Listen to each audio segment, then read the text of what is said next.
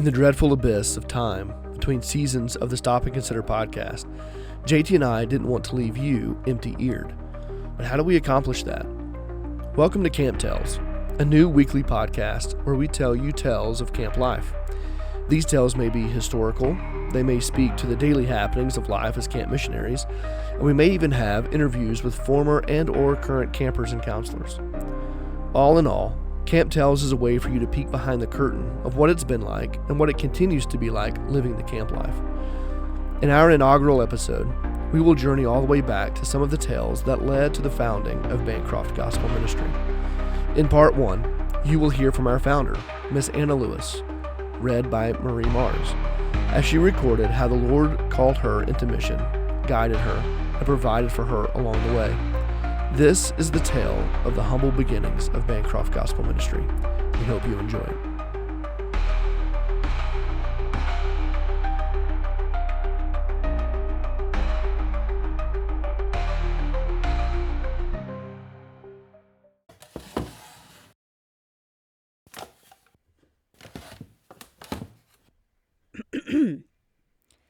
Do I have any tales or stories? Oh, I have plenty. But where do I start? I suppose I should simply start at the very beginning. Having read of the need for mission workers in the mountains of our Southland, God placed in my heart a desire to help. But how could I help? Should I spend 3 years in Bible school and training? If I did, would I even be accepted by any mission board? These questions and many more were ones that I struggled with. While I was considering what I should do and praying about it, I came across a little paper issued by the Soul Winners, which was a mountain work under Dr. Geraint. In this little paper, I read of how one old mountain woman gathered children and young folks into her one-room log cabin. She would lead singing with her weak, quavering voice and would teach a Sunday school lesson as best as she could. This little account was followed by these words: "She is doing the best she can. Are you?" It was this simple question that caused me to search my own heart. Surely if this woman could tell people of Jesus, so could I. Through much prayer and heart searching, I became willing to go all the way with God, and I said to him, "If you can use me in the mountains with the little knowledge that I have, I will be glad to go." All I could do, as far as I knew, was to hand out gospel tracts and to tell what he had done in saving me. I believed that what God had done in my life, he could do and would do for others. But the enemy didn't want me to go. You see, in my business, I held a position which had been promised to me for life. This provision for my old age meant a lot to me. The enemy whispered, "Everything is fine now, while you have strength to work. But what will you do when you are old?" God answered that question with Jeremiah 52:34. There was a continual diet given him by the king of Babylon, every day a portion until the day of his death, all the days of his life. That verse came to me as a promise from the King of Kings, he who loves forever and fails never. You see, the enemy will always try to make you stop trusting in God. He wants to make you doubt.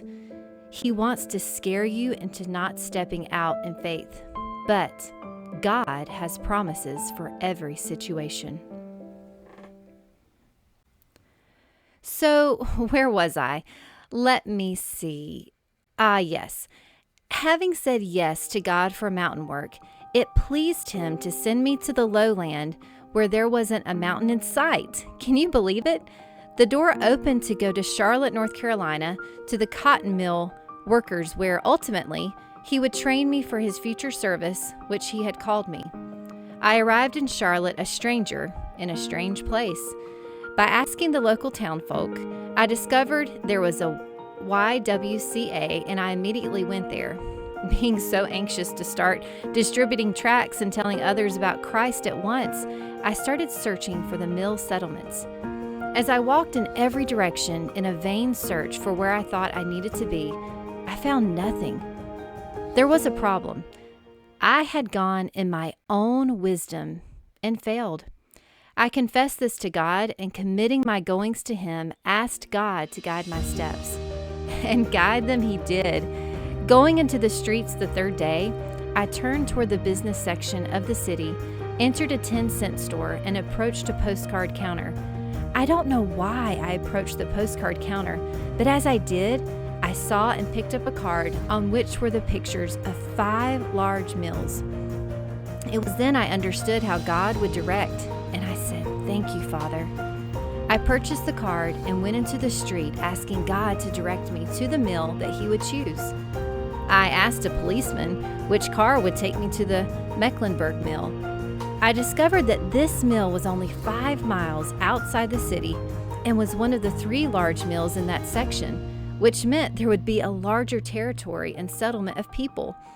As I discovered this, I praised God for the answered prayer and began work there at once, traveling by trolley each day. Oh, how He guides when we seek His guidance.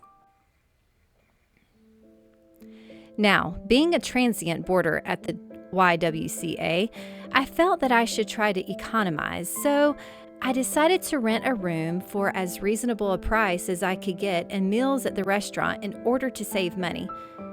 But was I forgetting Philippians 4:19?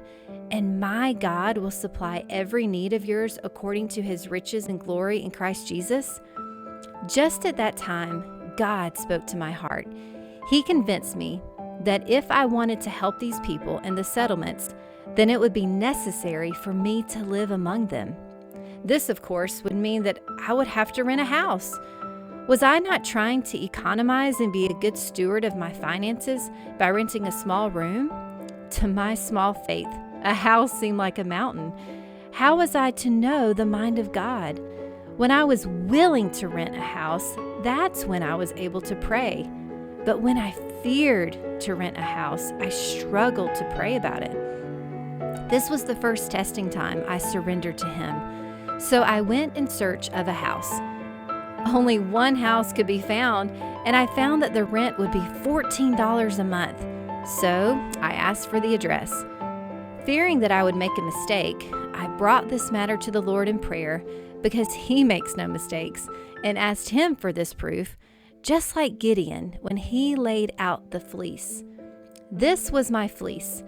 If this was the house that I was supposed to rent, impress upon the owner to rent it to me for $13 instead of $14.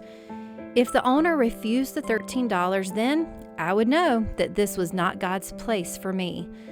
When I spoke to the owner and asked about the rent of the house, he was emphatic and said $14 a month.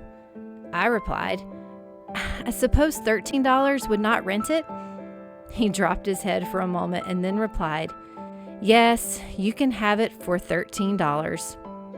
It may not seem unusual for a landlord to drop a measly dollar on the rent of a house, but I learned later that a few weeks previous to this, a man offered to take a 5-year lease at $13 a month, which the owner refused, saying that he would let that house stand empty forever before he would take $13 for it. Having heard this, I knew that in that moment when he dropped his head in hesitation, God spoke to him, and he said, yes. Granted, I had not seen the inside of the house, so I didn't know if it was furnished or not. It turned out that the house was not furnished, and I didn't have anything to furnish the house with, since my possessions only consisted of a suitcase and a trunk.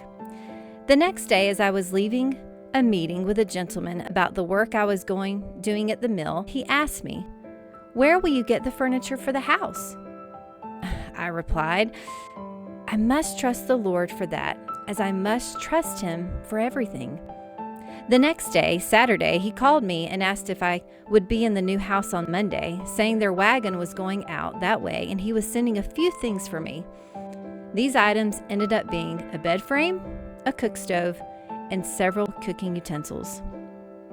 Your Father knows what things you have need of before you ask Him. Matthew 6:8. Before leaving Charlotte to head out to the mills, I also went in search of a mattress. These were priced at $10, $12, and $15 each. As I didn't have enough money for even the $10 one, I asked, "Do you have anything lower priced?" He took me back and showed me a mattress that he would sell to me for $5. It was a wonderful 45-pound solid cotton mattress, and after 12 years of using it, it's as good as any mattress that we have at the mission. The house had 5 rooms and had been vacant for a while. It had become a gathering place for gambling and drinking. It was impossible to secure the house against these intruders, and neighbors had warned me of the danger of living there alone. But I had read in a book called The Life of John Patton how God cared for and protected his servant from all harm, and I remembered also Hebrews 13:8. Jesus Christ the same yesterday, today, and forever.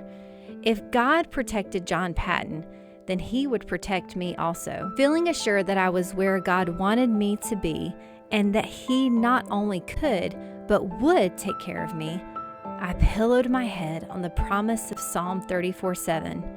The angel of the Lord encamps around those who fear him and delivers them.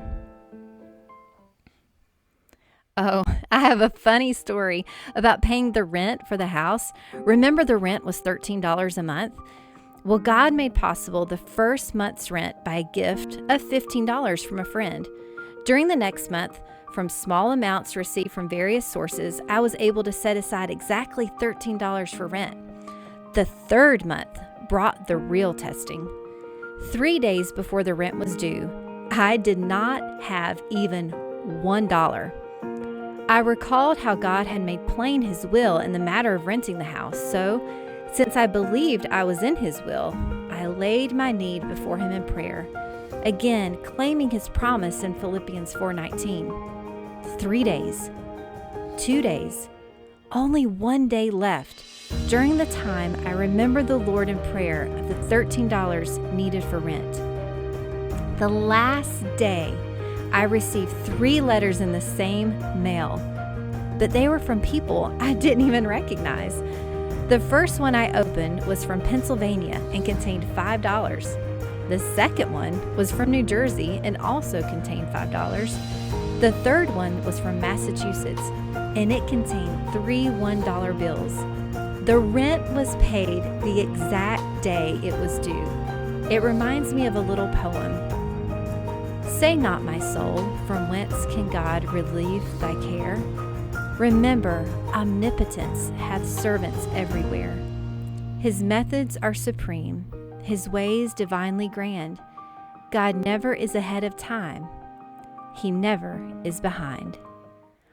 All of the floors in the house were bare, and because of this, cold and uncomfortable. It occurred to me, because I was trusting in the Lord, I did not need to be uncomfortable. James 4:2 says, "You have not because you ask not."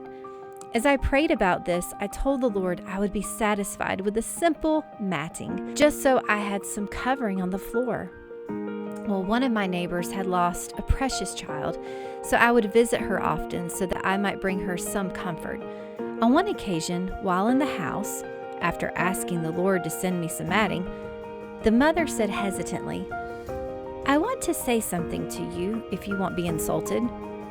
Well, having assured her that she had no need to fear of hurting my feelings, she proceeded to offer me a matting since she had moved from a larger house and had no need of it now.